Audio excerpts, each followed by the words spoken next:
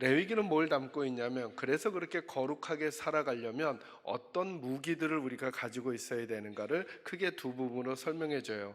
1장부터 17장까지는 제사에 대한 이야기가 있다 그랬죠. 오늘날 말로 바꾸면요, 예배. 그래서 여러분, 예배가 매우 중요하다는 거예요. 예배가. 이제 오늘 그 얘기를 좀 하게 될 텐데요. 그 제사가 몇 가지로 기록이 되냐면 5가지로 기록이 되어져 있어요. 이런 질문 가능하지 않을까요? 아니, 하나님 앞에 예배하는데, 하나님께 제사를 드리는데 그냥 한 가지 방법만 있으면 되지 않을까요? 근데 왜 하나님은 5가지 방법을 알려주셨을까요? 1차적으로 저희가 눈치챌 수 있는 게 뭐냐면, 예배가 우리 마음대로 드리는 게 아니라 하나님이 만들어 놓으신 방법이 있구나. 그리고 그 하나님께서 5가지 방법을 알려주시면서 예배라고 하는 것이 그냥 우리가 생각하듯이 내가 일상생활을 살다가 그냥 하루 나와서 주일날 예배를 드리는구나 라고 하는 개념을 넘어서서 그 안에 아주 총체적이고 복합적인 내용이 예배 안에 담겨져 있구나. 그러니까 오늘날 우리들도 주일 예배를 드릴 때 하나님이 담아 놓으신 그 다양한 마음을 깨닫고 예배 시간 안에 그 다양한 일들이 일어나야 하겠구나라고 하는 걸 먼저 눈치를 채실 필요가 있다는 거예요. 그래서 저는 여러분을 축복합니다. 여러분의 거룩한 믿음의 삶에서 거룩을 성공시키려면 예배에 성공해야 합니다. 따라합니다. 예배에 성공해야 합니다. 여러분, 꼭 어디로 가야 할지, 무엇을 해야 될지 모를 때 목적지를 바라보시고 걸어가시는데 그 중에 하나가 예배라는 거예요. 예배를 통해 하나님은 하나님의 백성들을 빚어가길 원하시는 거죠. 18장부터 27장까지는 무슨 얘기가 기록되고 있다고요? 계명의 이야기가 기록되어 있어요. 그게 오늘날 우리말로 바꾸면 말씀이 기록되어 있다는 거죠. 그러니까 하나님의 백성들이 거룩해지는 방법은 뭐냐 하면 의식으로 하나님께 드리는 예배와 그리고 하나님이 우리에게 주신 말씀으로 거룩해질 수 있다는 거예요. 그런데 레위기에서는 그 말씀에 대한 부분이 뭘로 대표되냐면 7가지 절기로 기록되어져 있어요. 자, 다시 점검해요. 제사는 몇 가지요? 제가 늘 답을 알려주는 친절한 목사니까 절 보시면 돼요. 제사는 몇 가지요? 5가지. 절기는 몇 가지? 7가지예요. 7가지. 근데 이 7가지 절기가 왜 중요한가? 7가지 절기가 뭐죠? 조용하죠. 7가지 절기가 이제 여러분과 나중에 나눌 거예요. 7가지 절기가 뭐냐면 6월절부터 시작해서 마지막 장막절까지 있어요. 근데 그 절기들이 우리에게 낯설기는 하지만 이스라엘 백성들에게는 너무나 익숙해요. 이 5가지 제사와 7가지 절기가. 근데 여러분, 7가지 절기는 언제 있냐면 유대인들의 1월달부터 그들의 마지막 달에 걸쳐서 연중 계속 있는 거죠. 자, 이 이미지를 가져오는 거예요. 그러니까 그들은 하나님 생각을 어떤 특별한 달에만 하는 게 아니라 언제 하는 거예요?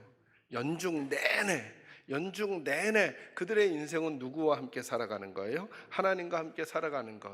그래서 나중에 저희가 오늘 설교를 마무리하고 시간이 됐을 때 절기에 대한 얘기를 다룰 때 그것은 말씀을 어떤 특정한 상황과 형편에만이 아니라 우리들의 모든 일상의 삶에서 하나님과 교제하고 하나님의 말씀으로 살아갈 때 거룩이 이루어진다라고 하는 패턴을 어디에 담아 놓으셨다고요? 레위기에 담아 놓으셨어요. 그런데 여러분, 이게 사실은 조금 더 시야를 넓히면 성경 전체가 이 두 축으로 가요.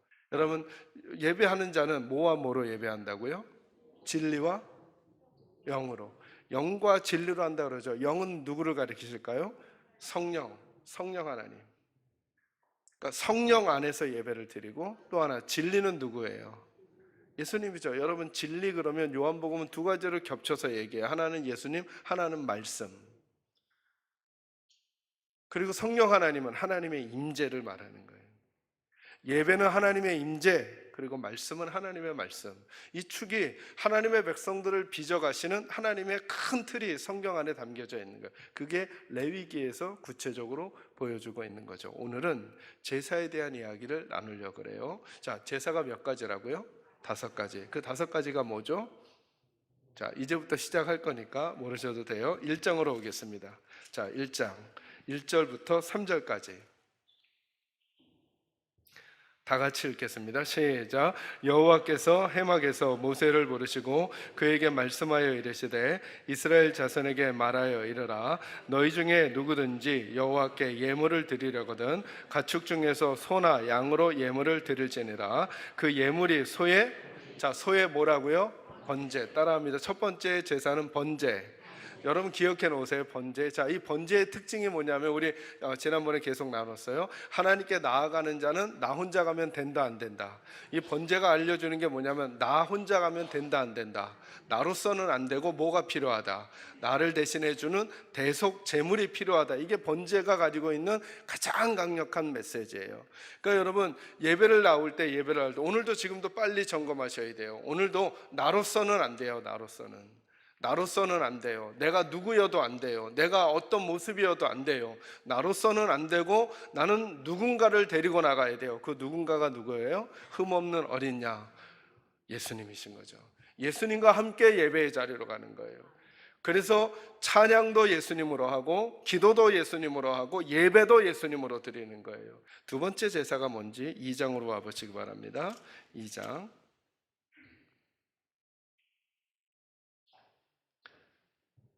1절, 2절, 3절 다 같이 읽습니다. 시작. 누구든지 소재의 예물을 여호와께 드리려거든 고운 가루로 예물을 삼아 그 위에 기름을 붓고 또 그 위에 유향을 놓아 아론의 자손 제사장들에게로 가져갈 것이요 제사장은 그 고운 가루 한 움품과 기름과 그 모든 유향을 가져다가 기념물로 제단 위에서 불사를 지니 이는 화제라 여호와께 향기로운 냄새니라. 그 소재물에 남은 것은 아론과 그의 자손에게 돌릴지니 이는 여호와의 화제물 중에 지극히 거룩한 것이니라. 아멘. 두 번째 제사는 뭐예요?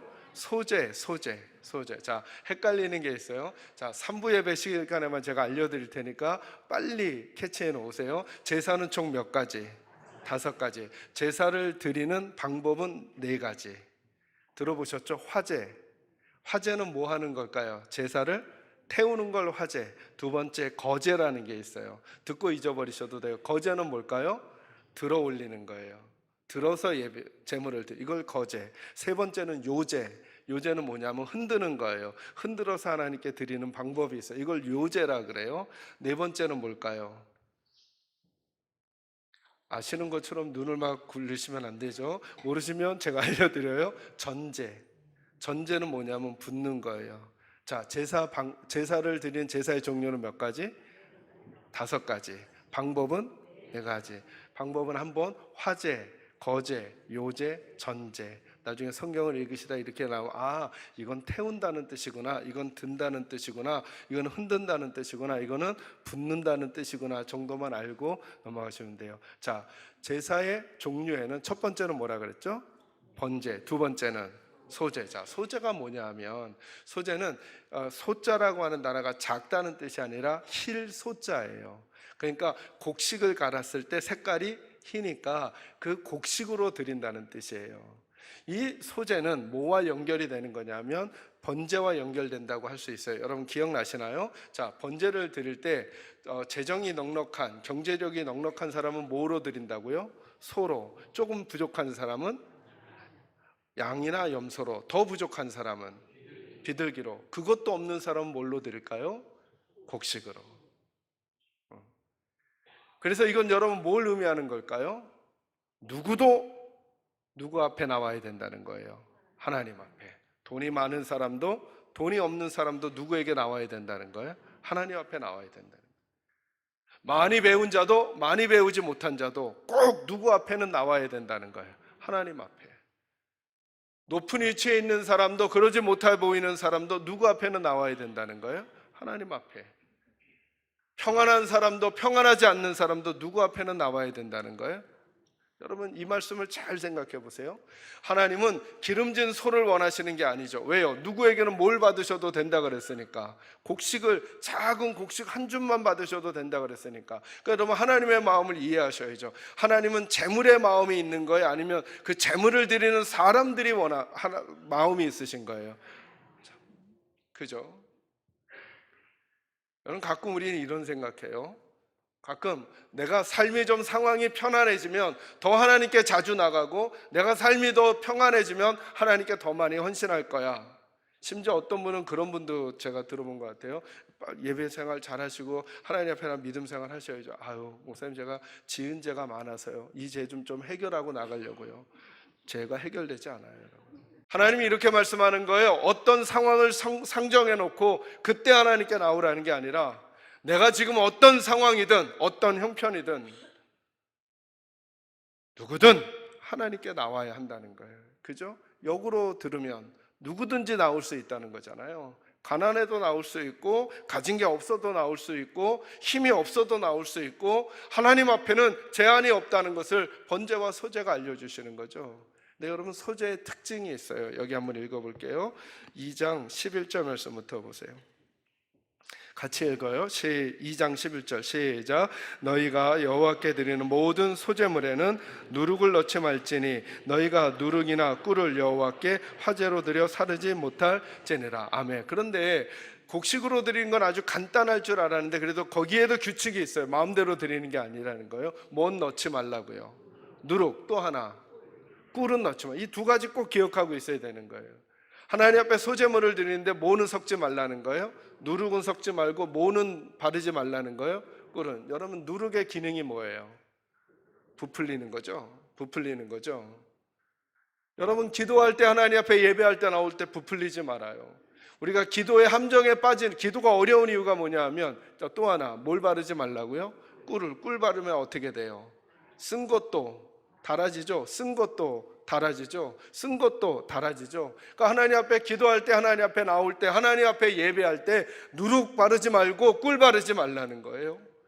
하나님 앞에 있는 그대로의 내 존재가. 그래서 여러분, 기도는 쉽고 기도는 또 어떻게 보면 어려워요. 기도가 왜 어렵냐? 누룩을 자꾸 넣으려고 하면 어려워요.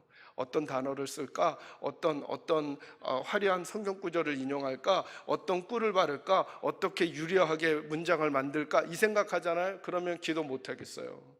근데 하나님 도리어 이렇게 말씀해요. 누룩을 빼고 꿀을 빼라는 거예요. 누구 얘기 듣고 싶다는 거예요? 그냥 너의 얘기, 그냥 너의 마음, 너의 상태를 듣고 싶다는 거예요.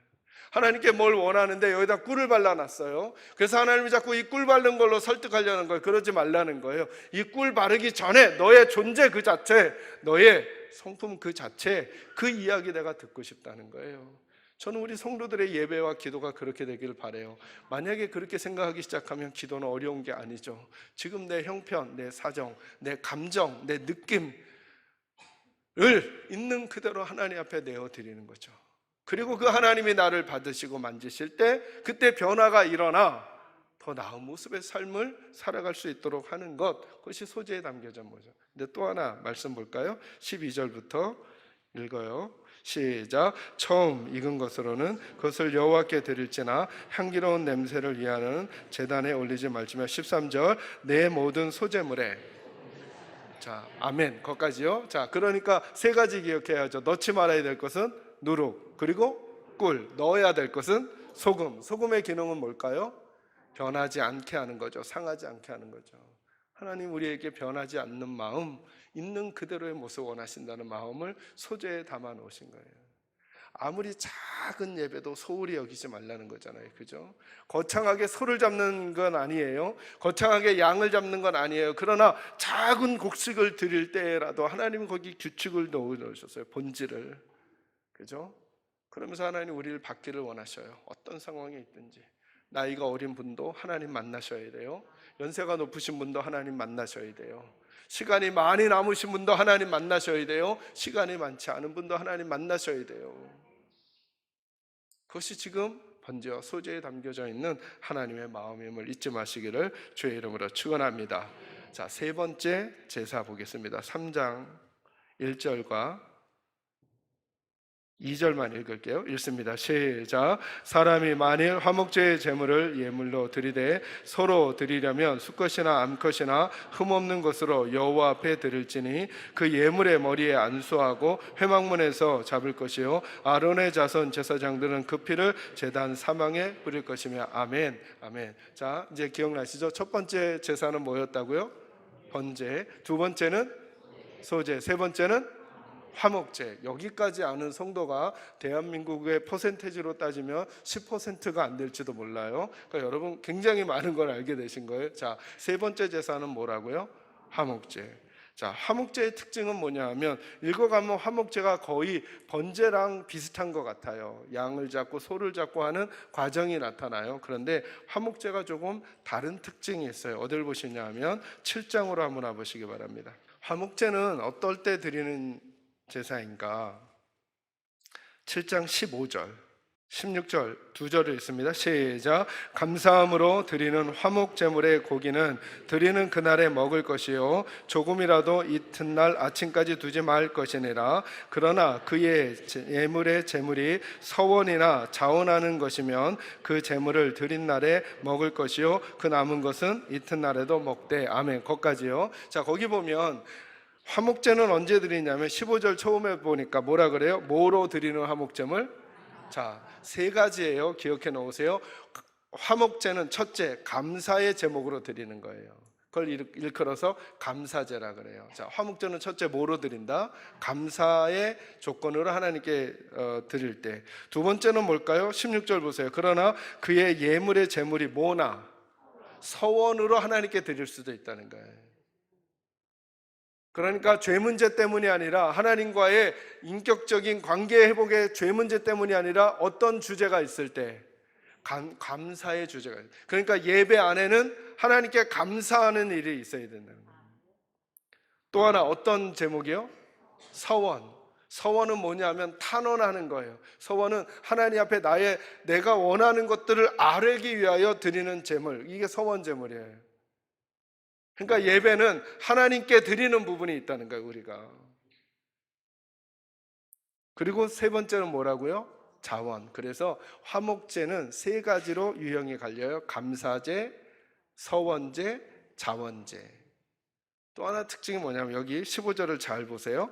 감사함으로 드리는 화목제물의 고기는 드리는 그날에 뭐 하라고요? 자, 누가 먹으라고요? 1번 제사장이, 2번 제사를 드린 사람이. 자, 번제에는 먹는 장면이 하나도 안 나와요. 이 화목제물은 제가 설명을 길게 해야 돼서 성경을 다 인용할 수가 없어서 요약해서 알려드릴게요. 화목제물은 어떻게 드려요? 하나님께 제물을 딱 드리면 하나님께는 기름과 피만 드리고 나머지 고기 부분, 정강이와 이쪽 부분이 있어요. 그건 누구에게 주냐면 아론과 아론의 제사장들에게 줘요. 그리고 나머지 고기는 누가 먹을까요? 누가 먹을까요? 제사를 드린 사람. 그리고 신명기 12장 12절에 보면 누가 먹냐면 가난한 사람, 레위인, 그리고 함께 제사를 참여했던 사람. 이걸 통칭해서 한 단어로 말하면 나와 나의 누가 먹어요? 이웃이 먹는다는 거예요. 자, 다시요. 화목제는 하나님 앞에 제물을 드렸는데 그 드린 제물 중에 기름과 피는 하나님이 받으시고, 그리고 정강이나 이쪽 부분, 넓적다리 부분은 누구에게 가냐면 아론과 아론의 아들 제사장, 대제사장과 그의 가족들에게 가요. 그리고는 나머지 부분은 누가 나눈다고요? 제사를 드린 사람과 그리고 그의 이웃들이 드린다는 거예요. 이게 예배 안에 예배하는 사람들이, 그러니까 하나님은 어떤 화목을 원하시는 건가? 하나님과의 화목만이 아니라 예배를 통해 누구와의 화목을? 이웃과의 화목을 원하고 정말 예배가 잔치가 되기를 원하고 계신다고 하는 거예요. 이게 예배 안에 담겨져 있는 마음이라는 거예요. 자, 어디로 오시냐면 4장으로 한번 와보시기 바랍니다. 1절부터 3절까지 읽습니다. 1절부터 읽습니다. 시작. 여호와께서 모세에게 말씀하여 이르시되